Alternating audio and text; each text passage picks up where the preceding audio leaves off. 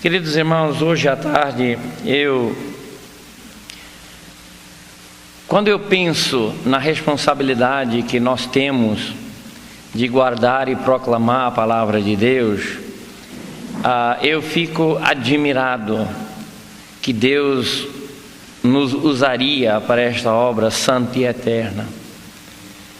Se Deus me tivesse deixado responsável pela proclamação do Evangelho e pelo ensino da palavra, se Ele tivesse me dado uma autoridade para decidir como seria divulgado o Evangelho e para onde iria, eu nunca teria escolhido o ser humano para fazer esta obra. Nunca teria. Eu teria escolhido os anjos, fortes e poderosos. Os anjos, e isso é na minha loucura, como o apóstolo Paulo disse, deixa eu ser um pouquinho louco. Eu teria escolhido um anjo forte, poderoso, que nunca falham, que nunca desobedecem, que estão sempre prontos e habilitados, nunca estão sem dinheiro. Teria escolhido um deles, ou alguns deles, ou todos eles. Melhor ainda, eu teria escolhido uma rocha, uma pedra, jogado uma pedra aqui para proclamar o Evangelho, jogado uma pedra ali, dado para aquela rocha o poder de falar, mas nunca teria escolhido o homem. Quando nós olhamos para quem nós somos, a nossa habilidade, a nossa capacidade, mentes corrompidas pelo pecado, corpos fracos na sua corrupção, tendências incrivelmente pecaminosas, mas Deus nos escolheu. Isso é graça, meu irmão. Isso é graça. Isso é graça, que não só nos escolheu para a salvação, mas colocou palavras em nossas bocas, sublimes e divinas demais para nós até imaginar. Colocou em nossas línguas palavras da vida e nos deu o privilégio de carregar essa mensagem para outros homens que Deus na eternidade escolheu e trazer eles para dentro do rebanho. Eu me sinto tão incapaz hoje e quando olho para a mim mesmo e vejo quem eu sou e o que Deus tem colocado em minhas mãos para fazer. Nosso tema hoje à tarde e olha, acertei, hein? Hoje à tarde. Ontem à noite parece que eu disse hoje de manhã, né? É louco, né? Muitas vezes eu não regulo mesmo. Perseverança e preservação, hoje à tarde é o nosso tema. Deixa eu só introduzir, ter uma pequena introdução. Não perseveramos para ser salvo, e sim porque somos salvos. Nós não perseveramos na doutrina para sermos salvos, nós perseveramos porque nós somos salvos. Cristo nos salvou e por isso nós vamos perseverar até o fim. Tem uma escritura na Bíblia que diz que saíram do nosso meio, saíram de nós, por quê? Porque o quê? Não eram de nós.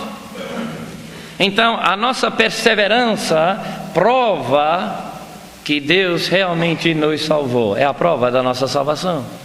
A sua perseverança é prova incontestável da sua salvação em Jesus Cristo. E os que Cristo salva, persevera, sempre perseverarão. Aqueles a quem Ele não salva, caem pelo caminho, murcham. Mas aqueles a quem o Senhor realmente salva, estes perseverarão, tá bom, vou deixar bem aí, até o fim. Mateus 24:13, pode conferir depois, né? Aqueles que perseverarem até o fim serão salvos, né? Agora, a maioria dos batistas concordam com a doutrina de preservação, mas muitos não acreditam na doutrina da perseverança. O mesmo Deus que preserva também impulsiona seu povo para fazerem seus propósitos.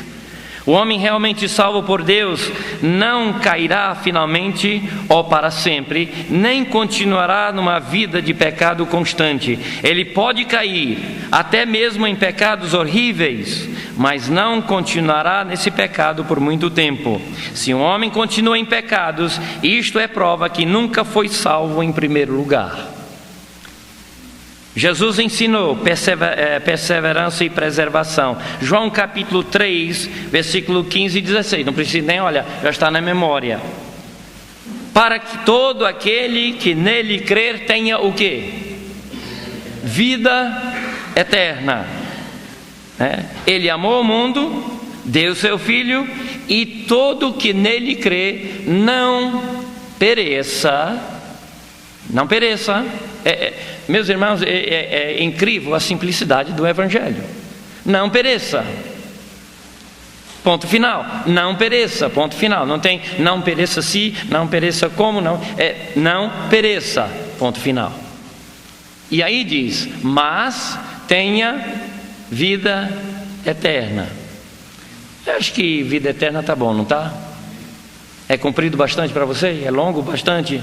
Dá para viver bem numa vida eterna? Vida eterna, queridos, é eterna, não tem fim. Então, quando Deus diz que não perece, e ainda mais coloca mais um objeto em cima, não pereça, tá bom, tá ótimo. Não vai perecer, e o que ele tem no lugar é vida eterna.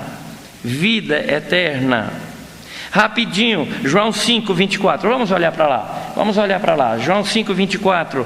Não vou esperar, diz assim: na verdade vos digo que quem ouve a minha palavra e crê naquele que me enviou tem a vida eterna. Não entrará em condenação, mas passou da morte para a vida. Tem a vida eterna e não entra em condenação. Queridos, ele tem a vida eterna e não entra em condenação. Não entra quando? Não entra quando ele pecar, não entra. Ponto final. Não tem condições ali, ele não entra em condenação. Quer dizer, nunca entra. Não entra em condenação. Não tem um argumento ali, ele não entra em condenação. Queridos, passamos da morte para a vida. Juízo. Nesse nosso texto, ou condenação, nesse nosso texto, juízo implica condenação, e condenação implica juízo, é claro. João 3,18 diz, quem nele crê. Vamos olhar para lá, João 3,18. É importante que nós temos e confirmamos na nossa Bíblia estas verdades. João 3,18, e olha, eu vou usar hoje passagens que todo mundo lê, e acham tão simples, mas que realmente a maioria não crê. Eu fico um pouco perturbado muitas vezes que em nossas próprias igrejas há muita dúvida a respeito da perseverança e da preservação de Deus. Eu tenho amigos, eu acho que são amigos, que não crê na segurança dos salvos. E eles leem e decoram estes versículos, mas não estão crendo no que os versículos dizem. Olha para o João 3,18. João